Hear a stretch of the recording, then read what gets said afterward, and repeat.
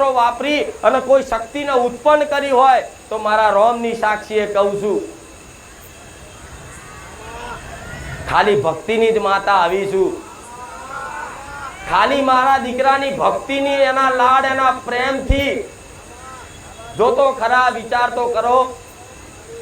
જેટલું બધી મહિમા મારી, જેટલી બધી મહિમા મારી વસ્તી પૂરતી નહીં, ગામ પૂરતી નહીં, આ દેશ વિદેશમાં કોઈ એવો દેશ બાકી નહીં જો કદાચ મારો ભાવિક ભક્ત ના મળે. તો એકની ભક્તિથી કદાચ આટલો બધો પ્રકાશ જગતમાં ફેલાતો હોય તો દરેક દીકરા દીકરીઓને કહીશ, જેમ હું એક મેલડી માતા છું ને, હું એક બહુચર માતા છું ને, એવી જ તમારા ઘેર બેઠી છે. થોડી ઘણી ભક્તિ કરી જોજો,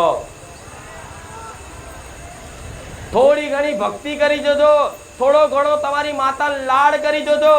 અરે જગત પ્રકાશિત કરે ના કરે પણ તમારા ઘરના તો અજવાળા થશે કે નહીં? દુનિયા પ્રકાશિત થાય, જગત પ્રકાશિત થાય ના થાય, પણ તમારા ઘરના અજવાળા તો થશે. અને તમે તમારા ઘરમાં અજવાળા કરવા માટે જ આયા છો.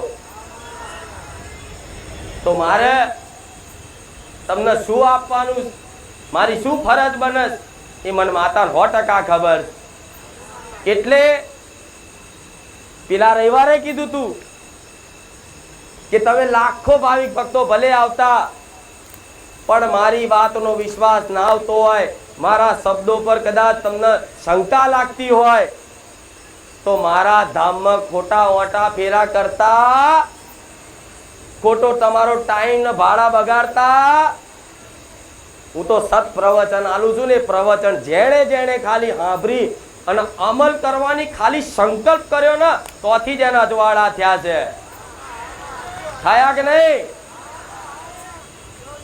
આજ ભલે 500 ભૂવા ફર્યા પણ 500 માં એક ની હું મેલડી મળી છું ને, હું બારેજા વાળી માતા મળી છું ને, તો સમજી લો આજથી જ તે કદાચ તમારો સોનાનો સૂરજ ના ઉગે તો ગોળા ઉગતા પોરની મેલડી નહીં.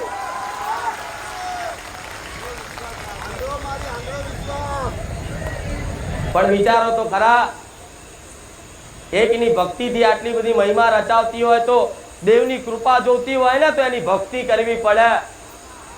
ડાયરેક્ટ મળે અહીં કોઈ ઓળખાણ ના ચાલે, કોઈ વેપાર ના ચાલે, કોઈ લેતી દેતી ના ચાલે.